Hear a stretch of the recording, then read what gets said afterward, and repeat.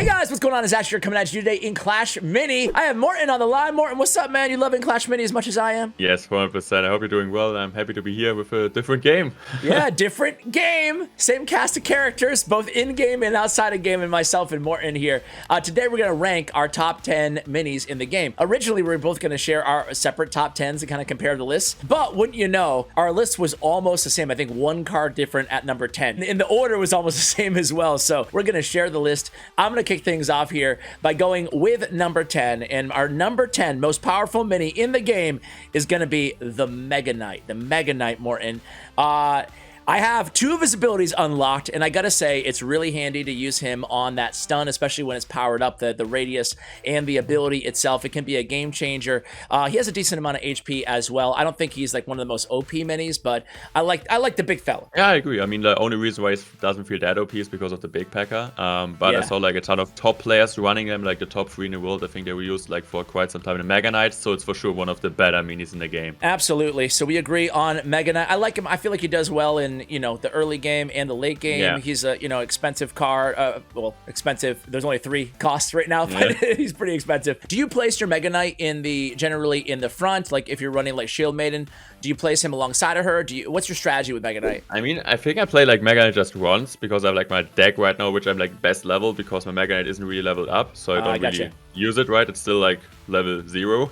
Okay. But I would like I put it like when I played it like for Crest, I put it most of the time in front, but I'm not really used to it. Like I'm still like a noob like with Mega Knight. I understand. I use this. I run this deck with it's P.E.K.K.A. and Mega Knight. It's actually the Itsu deck that Itsu is running. So I run the Itsu deck, and what I do is I play P.E.K.K.A. early, and Mega Knight is almost always my last card played, and I'll use it as like an end game tank in my matches. What do you got, man? What's number 9? Number 9, we have Giant Skeleton. I mean, I use Giant Skeleton really a ton of like times early on because with the Shield Maiden, it's a really solid tank. Played in front, and it's like different. It's like kind of similar to Clash Royale, right? When it dies, it gets a bomb and it gets a ton of value. But right now, over time, I feel like it doesn't really get a ton of value anymore because more people starting to play P.E.K.K.A. Mega Knight. It's a big amount of tanks, and he's not doing really well against. But overall, I think as like a starter mini, it's a really, really good mini. I agree, and I think that I have not played a ton of Giant Skeleton, a little bit, but I've been burned by Giant Skeleton plenty of times, right? You go against him, and just like Clash Royale, right? You're like, oh god, man, that's a lot of damage, you know? It takes half health off of a P.E.K.K.A., actually more than that. So I'll go with number 8. Speaking of P.E.K.K.A., let's go with the mini version. I think that mini P.E.K.K.A. is a really, really solid card. We're seeing it in the end game already early on here. I think that it's just, you know, it's affordable, 3 elixir cost, and it gets the job done, high DPS, similar to what you would expect. Also, the abilities here are pretty solid. I mean, like mini P.E.K.K.A., I can't just agree with you. I mean, okay, it's just agreed. Stamp of approval. Number 7. Number 7 is going to be the bowler. I mean, I did use the bowler a lot, but I feel it's just so annoying to face it. You're like you're just playing something into like in this one lane. You're just thinking, okay, everything is fine. You don't really see anything from the opponent which could counter that, and then your opponent is for sure playing in the same lane, the bowler, and the bowler's just killing everything. It's just like so annoying. Sometimes the high risk, high reward to like get the lane, but if you get the right lane, if you kind of predict the opponent, if you're like one step ahead of him, it's just such a really, really strong mini. Yeah, I totally agree with you on bowler. Definitely one of the, you know, this is where on the list, everybody bowler and above is like, yeah, these are really, really upper, like high tier minis. It's like a new tier is bowler for me. So I agree. Speaking of bowler, another card that is very comparable is Spirit Goblin, man. And this little fella, maybe 6 at Spirit Goblin is a snub to the little fella because he's really, really strong. Similar to bowler, he has the spear that he throws in the beginning of the match. It's a little bit of a guessing game. But even, you know, after that first play, to which he can be incredibly annoying or effective on your side of the arena, even after that, though, he puts out some serious damage. And I also like his special abilities as well. The extra attack and the I don't have it all the way leveled up, but the stun must be pretty amazing as well. I mean, it's just so annoying. Like, if you're playing against Spirit Goblin, you always know you're not able to play troops alone, like without a tank, because if your opponent is going to predict them, they're just like one shot most of the time with the special ability. So it's really annoying. And even if they're not predicting it, like you need to think like that in the 10 seconds, you need to think, okay, where I'm gonna play my troops, how I'm gonna like build a combination, and then you're maybe not focusing focusing on other stuff, and the Spear Golem is still doing well. You're just like, it's so like annoying like to play against it, I feel like. That is what it's all about in Clash Mini. That's what makes this game so amazing, is the time crunch, everything you have to do, you know? And then get into the idea of like refunding. Do you ever do that? Do you do that a lot or no? Sometimes when I like go, like have a miner on the map, at example, we go later to the miner, and I see like the opponent most of the time is going to predict with Packers or Knight, then I'm just gonna pull miner back and kind of switch up my strategy, because if I see like I'm losing a game because he's just gonna predict my miner, I'm just gonna switch it up, because otherwise I'm gonna lose again. Number 5 is going to be the big Packer. I mean, I'm just using the big Packer in my deck. He's just so sold early on in the first round example. More playing it at bridge. She. Come on, man. Sorry. Come on, bro. I still don't get it after playing Clash Royale. Like I played Clash of Clans before, but she's like, Pekka's gender, bro. You're canceled, Morten. You're canceled. All right, sorry. Yes, I agree with you. Pekka's amazing. Go on though. Yeah, but also like the combination with the Pekka and the Spear Goblin, it's just like really solid tank, doing a ton of damage. I just like also like the special builds, like the one with the better shield, the other with the attack speed. I think it's just like really solid and really good. Yeah, absolutely. And Pekka, you know, you get that big damage boost on the first skill. So Pekka, totally viable, even 1-star, you know, just that extra damage. She can put out a tremendous amount. Number 4, we have, surprisingly, or maybe not to those of you who have been playing her a lot, is the Archer. I always go say Archer's plural, but Archer. We're back to Clash of Clans, you know, terminology here.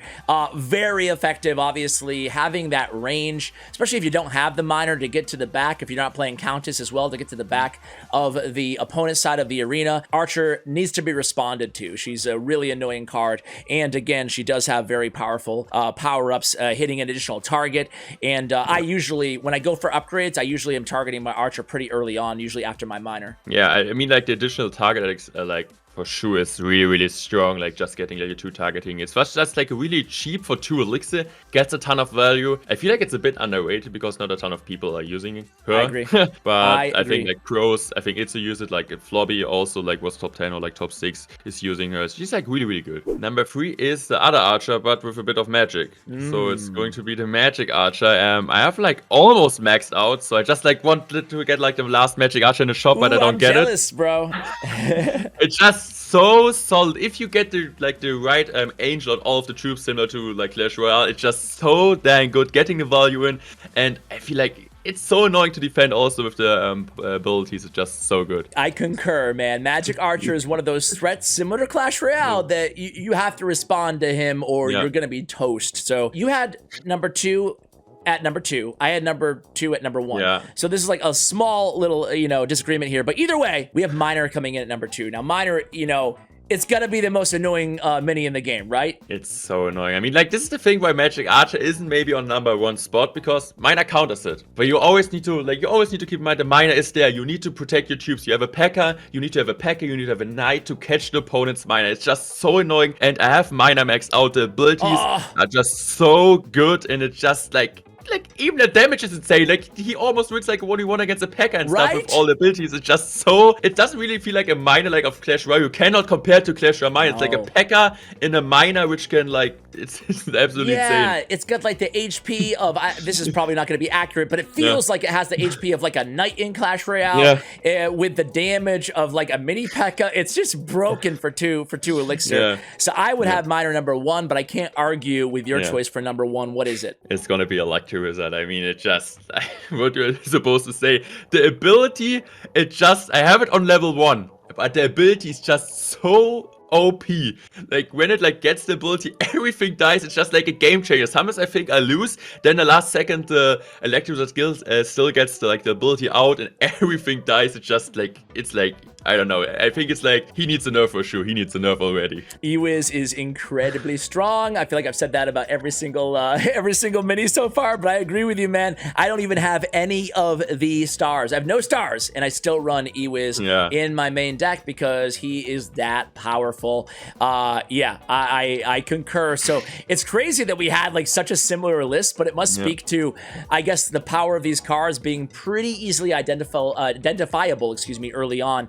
But with that, let us know. I would love to do another collab with you here in the near future, Morten. If you want to come back on, talk a little bit about heroes. Want to go ahead and rank the heroes after this, maybe? Sure. All right, fantastic, guys. Check out Morten's YouTube channel, his player, I was going to say your player information. Check out Morten's YouTube channel, guys. Check out his Twitch channel and his Twitter information as well. He streams Clash Mini as well, so definitely stop by his streams, ask him some questions. He'll be happy to give you some tips. You'll see some top ladder gameplay. Morten, again, thank you for coming on. Appreciate it, man. Thanks for inviting me. It's always great. Also with Clash Mini, I really enjoy the game. Yeah, dude. Yeah, we'll expect plenty of collabs coming up from Morten and myself as well. Hope to see you covering the game as well on your YouTube channel. We will see for that. Guys, thank you so much for watching all the way till the end. If you have any Clash Mini content that you'd like to see here on the channel, let us know in the comments below. And as always, take care, guys.